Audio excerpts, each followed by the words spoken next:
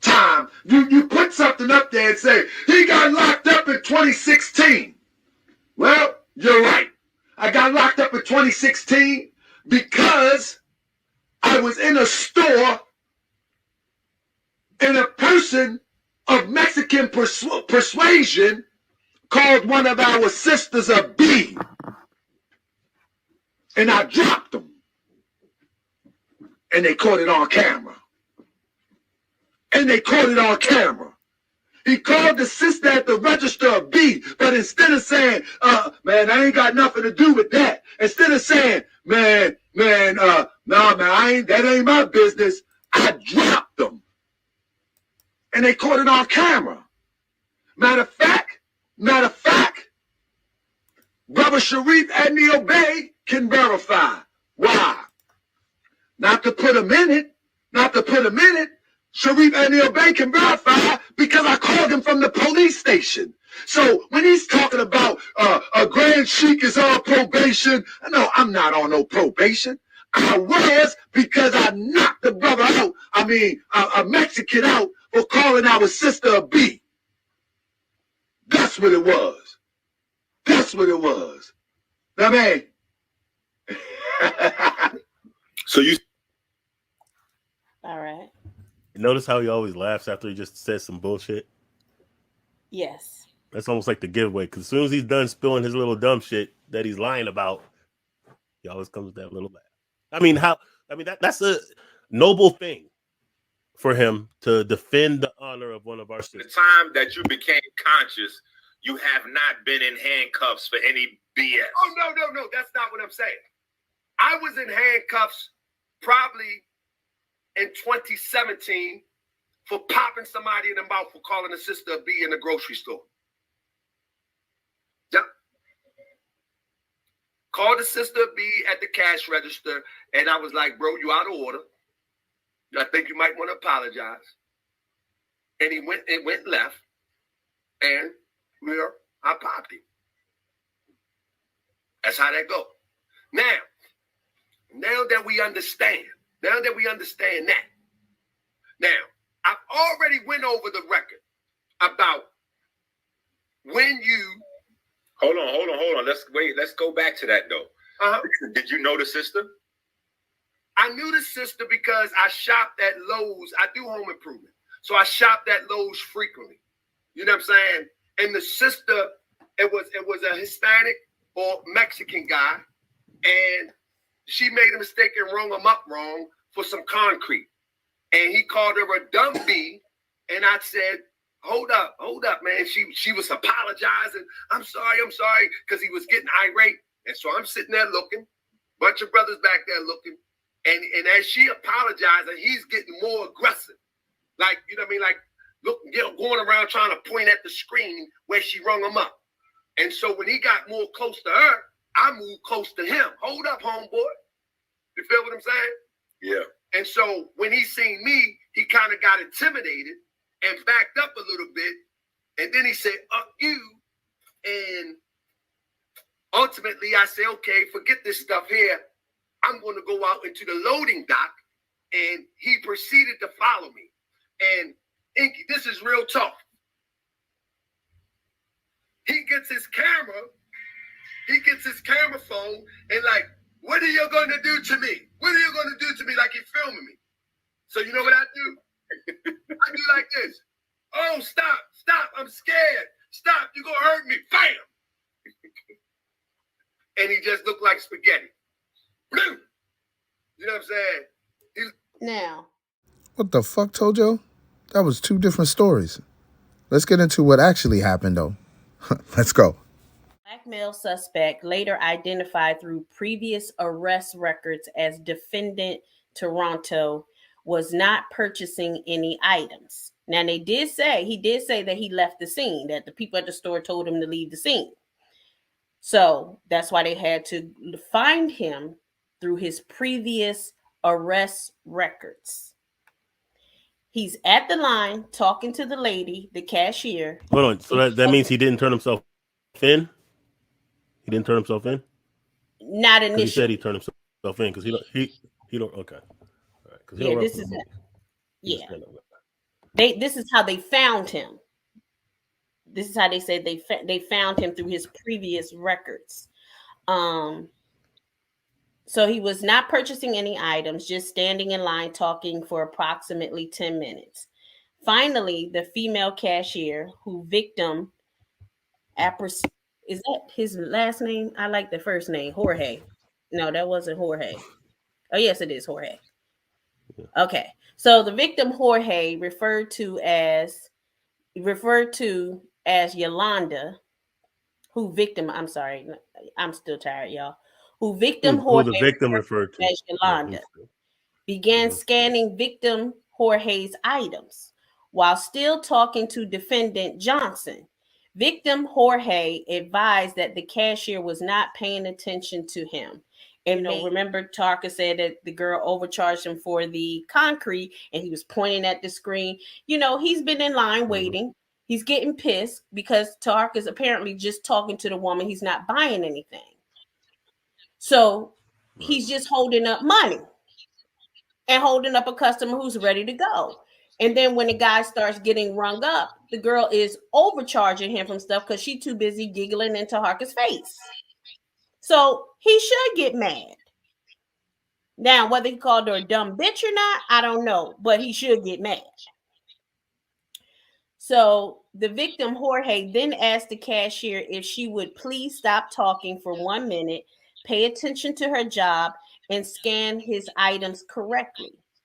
Defendant Johnson then began to yell at him and stated, "That's my sister, and you can't talk to her like you fucking like that. You fucking illegal." Victim Jorge told. I mean, because he always said he doesn't swear, he doesn't use bad words. He's whatever though. Go ahead.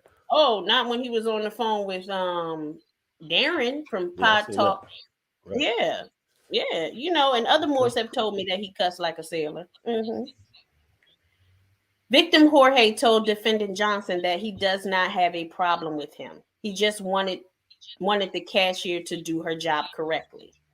Defendant Johnson then stated, "Go back to Mexico, you fucking illegal." Damn. Victim Jorge stated that defendant Johnson then called him more racial slurs, but victim Jorge does not remember what they were and do not recognize some of them. Go to the top. Go to the top of that page real quick. I want to see something because I noticed they called it a bias related crime, right?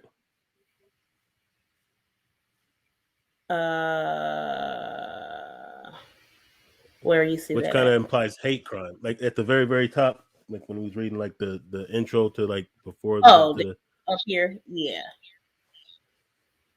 On the bias related assault. Okay. All righty. He's out here doing hate crimes and shit. Victim Jorge then told defendant Johnson that he was going to call the police if defendant Johnson kept yelling at him. Now we know TAHARKA. We know how he's a hothead. Yep. Right? Right. So defendant Johnson then stated, "If you call the police, you better call the ambulance too." That sounds like TAHARKA. Because I'm going to kill you. I mean, he's a tough guy. He's a tough dude, according to how he talks. He said, "Because I'm going to kill you. Ambulance too. You fucking illegal." Sound just like TAHARKA. Damn. Now, here's the thing. If what this guy says is true, right? Or let's say it's false. The officers also would have went to Lowe's and looked at the cameras. There's an echo. Can everybody hear the echo or just me? Maybe. Oh, it was okay. They would have went to Lowe's and looked at the cameras. And they would have saw that that's not where the punch took place. Obviously outside. Okay? Not at the register. Like TAHARKA was like, as soon as the guy called her a bitch, I hit him. Because in the second story, he's outside hitting him, right? Probably no cameras out there. Anyway. So defendant Johnson, okay, so because I'm going to kill you, fucking illegal. Victim Jorge and defendant Johnson then left the store. Defendant Johnson got into a green Ford Expedition bearing MD registration. Victim Jorge advised that he was in fear for his safety, so he took a picture of the defendant Johnson's license plate just in case something would happen. Defendant Johnson saw victim Jorge photograph his tag and then came out and yelled at him again. Victim Jorge then took a picture of defendant Johnson. Victim, which, TAHARKA did say that the guy was taking pictures of, well, he said the guy was videotaping him, but the guy is admitting that he was taking pictures. Victim Jorge friend, who was a witness, or we're going to call her Olivia because I'm not jacking up other people's name here, began videotaping at this time. So the friend, the witness, began videotaping, which will explain how TAHARKA saw this man fall on the camera because someone else was videotaping. Defendant Johnson then punched victim Jorge in the face with a closed fist. So this is no longer at the register. This is no longer the woman got called the bitch, the sister got called the bitch. You outside. Right. You hit him with a closed fist because he took a picture of you and your vehicle tags. Because he was going to expose him. In other words. Mm-hmm. He was going to get exposed. Okay. Mm-hmm. Then the two separated and left the location. Victim Jorge advised that he felt as though defendant Johnson assaulted him because defendant Johnson does not like Spanish people and has an underlying hatred for them, which would be obvious by him always pointing out that it was a Mexican. It was a Mexican, not a man, a Mexican. Right. Victim Jorge provided me with a clear, and this is the officer talking again, me with a clear photograph of the suspect and the video of victim Jorge being assaulted. In the video, I observed victim Jorge standing in front of defendant Johnson in a very then the officer said, I looked at the video, in a very non-aggressive and non-threatening stance. Defendant Johnson was screaming at victim Jorge and then punched him in the face with a closed fist. So as you can see, Vigilante BEY has a tendency to embellish the story or exaggerate the story when it comes to his escapades, you know what I mean? As a Grand Sheik of the Moorish Science Temple of America. Man, listen. I can't with this dude. Man. But I truly appreciate y'all watching this video. I haven't done a video this lengthy in a while. But I think y'all appreciate that. I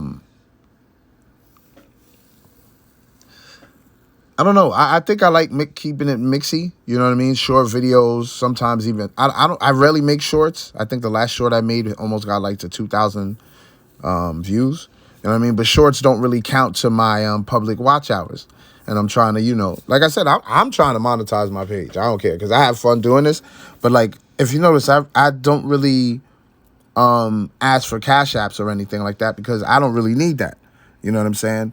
I do ask for cash apps when it comes to my podcast, but that's a totally different, vibe, and people that tune into that probably won't tune into this. You know what I'm saying? So I don't really want to ask for cash apps for this. You know what I mean? I'm having fun doing this. This is more of a YouTube thing. So if I can get this channel to monetize and, you know what I mean, I can get the, what are those called? The super chats and all that. And I'll probably start doing like the memberships I see people do and start giving out exclusive content that way instead of trying to go over to Patreon, because Patreon's a whole nother different monster. You know what I'm saying? So it's going to be a vibe, man. Stay tuned. I have a lot of fun doing this. As you can see, I try to keep it as objective as I can, but, add a little entertainment to it, a little comedy. And that's why y'all appreciate it. A lot of y'all say it's therapeutic, especially if you were like a supporter of his. You come here, you watch some of the videos, and you're like, oh, man, I can't believe I didn't see through this. But I'm glad that there were people out here putting it out there and showing people that may not know who he is, what he's about. But I'm DSP. This is Onslaught Multimedia. Onslaught Multimedia 2. Please be sure to like the video, leave a comment, subscribe to the channel, click the notification bell, then select all to get every single notification. I appreciate y'all. Peace.